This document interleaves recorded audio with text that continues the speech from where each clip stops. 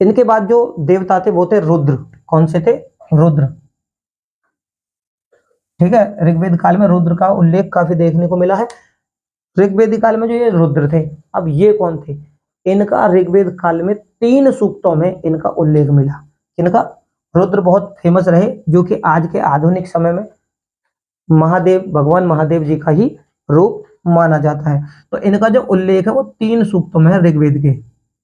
ठीक है, इसके ऋग्वेद के। ठीक है, 3 सूक्त जो हैं उनमें क्या मिलेगा?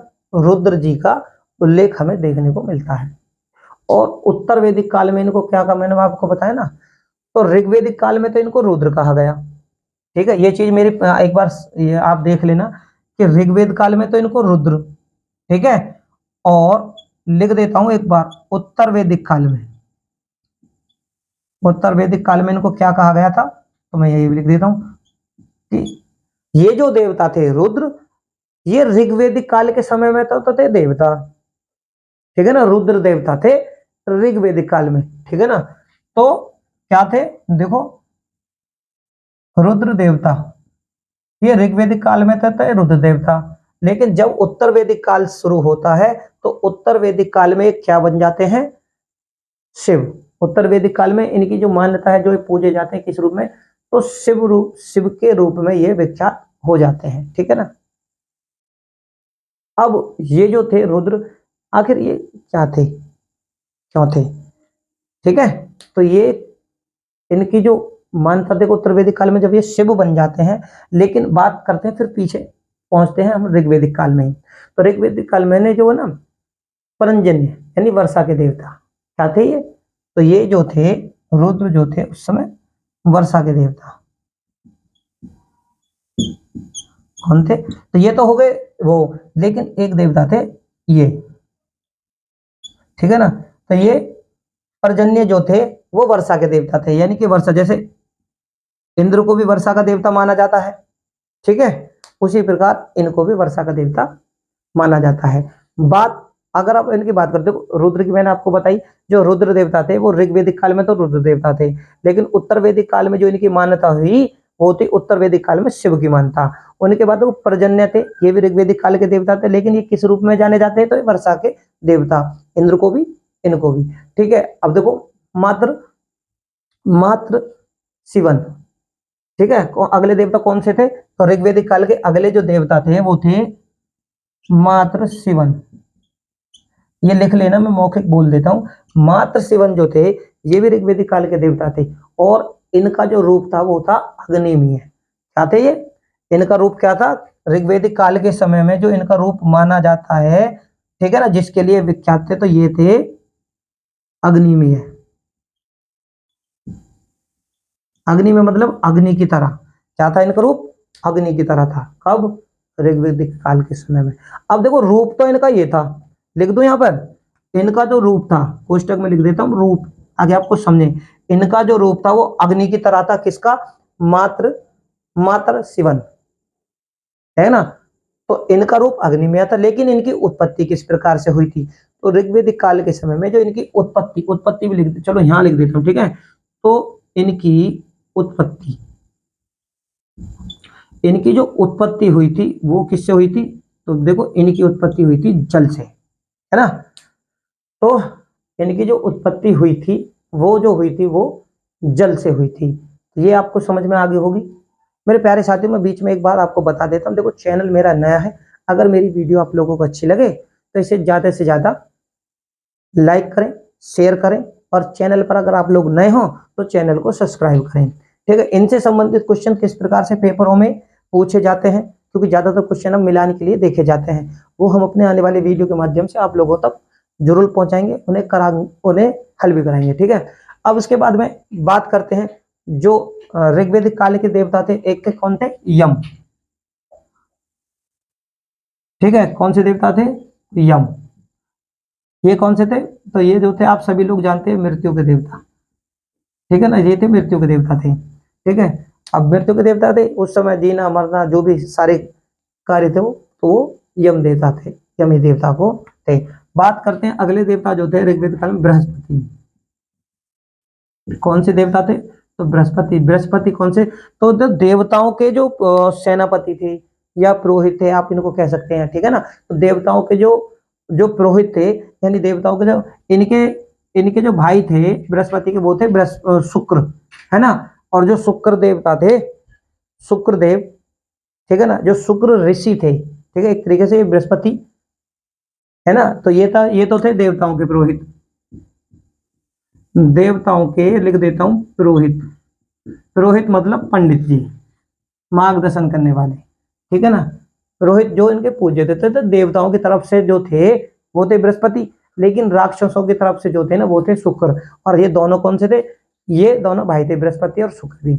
लेकिन दंत कथाओं और धारणा के अनुसार, ठीक है ना, और जो शुक्र थे वो किसके आराध्य थे, किसके पूजे, किसको ज्यादा मानते थे, उनके आराध्य कौन थे, तो वो थे महादेव, ठीक है ना, शिव। तो थे।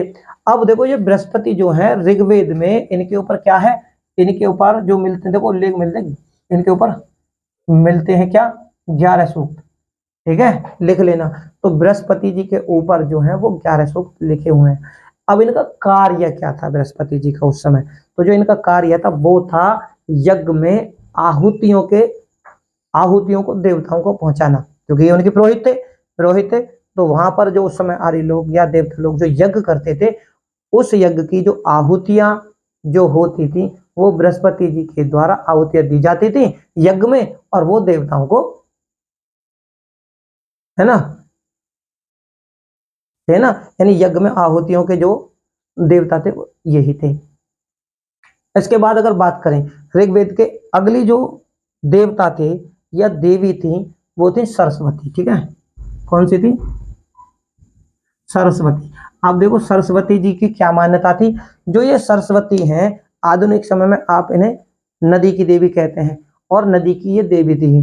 लेकिन ऋग्वेद काल के समय में देखो होता क्या है, ये जो थी आपने पढ़ा भी होगा, सरस्वती जो थी वो थी श्रेष्ठ नदी, ठीक है, आर्यों की श्रेष्ठ नदी सरस्वती, लेकिन महत्वपूर्ण नदी सिंधु, ठीक है ना। तो ऋग्वेद काल में जो सरस्वती हैं वो एक तो थी उस समय विद्या की देवी, ठीक है, यहां लिख दूं, सरस्वती को आज भी आधुनिक समय में विद्या की देवी के नाम से जाना जाता है। एक तो सरस्वती जी को विद्या की देवी कहा जाता है, और एक दूसरा नदी के रूप में भी इनको जाना जाता है ना। तो इन्हें क्या नदी की देवी भी कहा जाता है, एक तो हो गया ये विद्या की देवी, दूसरा नदी, नदी की देवी। हो सकता है क्वेश्चन भी पूछ ले जाए। तो नदी की देवी सरस्वती, जो कि खुद में भी एक नदी थी, ठीक है ना, भाई सरस्वती एक नदी भी थी, ठीक है, और नदियों की देवी यानी नदी की देवी सरस्वती और विद्या की देवी भी सरस्वती। तो ऋग्वेद काल में इनकी जो मान्यता थी वो इसी कारण, ठीक है ना। इनके बाद जो अगली थी वो थी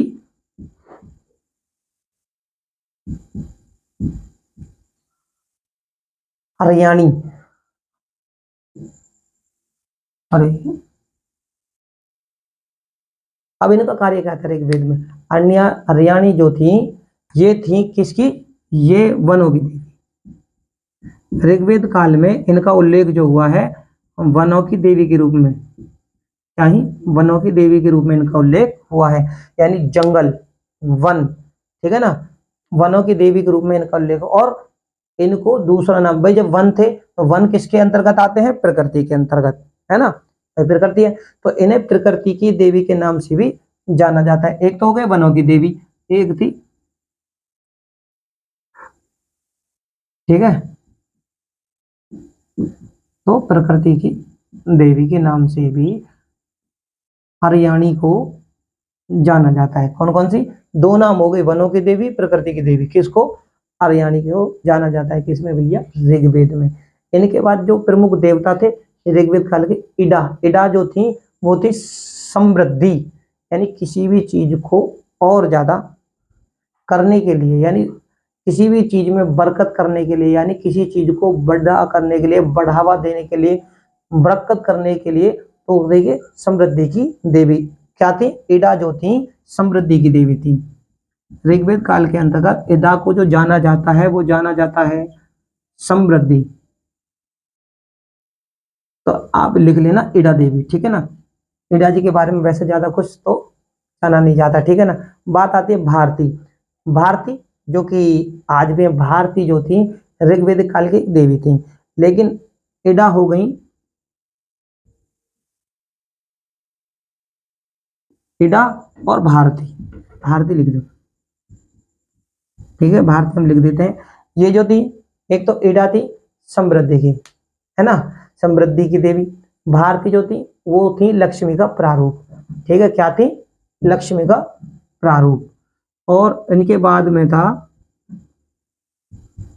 तवस्त्रट, ठीक है, ये जो थी ये थी समृद्धि की,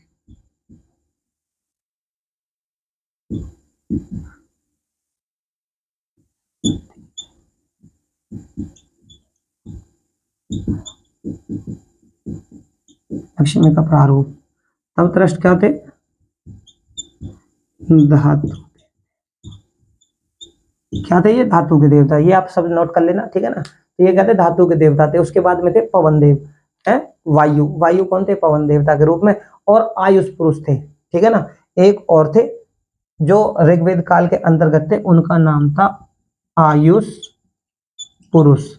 इनका, इनकी क्या विशेषता थी भैया, तो ये करते थे संधि, ठीक है, संधि प्लस, संधि के साथ साथ और क्या करते, विवाह, है, तो संधि भी करते थे। और विवाह के जो देवता थे, विवाह के देवता तो कौन से थे, तो उनका नाम था आयुष पुरुष, ठीक है। ये ऋग्वेदिक काल के अंतर्गत कुछ देवता थे, ठीक है ना। पिछली वीडियो के माध्यम से हमने इन देवताओं के बारे में जानकारी दी, और इस वीडियो के माध्यम से भी हमने इन देवताओं के बारे में जानकारी दी कि भैया कौन कौन से देवता किस प्रकार से थे। तो कौन से आकाश के, अंतरिक्ष के, पृथ्वी के पिछली वीडियो के माध्यम से बताया। और अब जो हमने जानकारी दी वो ये कि जो देवता थे उनकी पहचान ऋग्वेद काल के अंतर्गत क्या थी, किस कारण थी, उनका संबंध किससे था, और वो क्या क्या कार्य उनके अंतर्गत आते थे आधुनिक समय में, यानी हम उन्हें किस प्रकार से जान सकते हैं। जानने का मतलब से मेरा है, जैसे कि देखो बृहस्पति कौन थे, अगर हम पूछने लगे तो भैया देवताओं के पुरोहित थे, ठीक है। बृहस्पति जी के अंतर्गत ऋग्वेद का हमें कैसे पता कि बृहस्पति जी का उल्लेख कितनी बार आया है, तो देखो 11 सूक्त जो हैं वो बृहस्पति जी के ऊपर ही है, ये ऋग्वेद काल के अंतर्गत है, ठीक है ना। तो ये हो गई, ये कौन थे, यानी देवताओं के थे, ये मैंने आपको बता दी।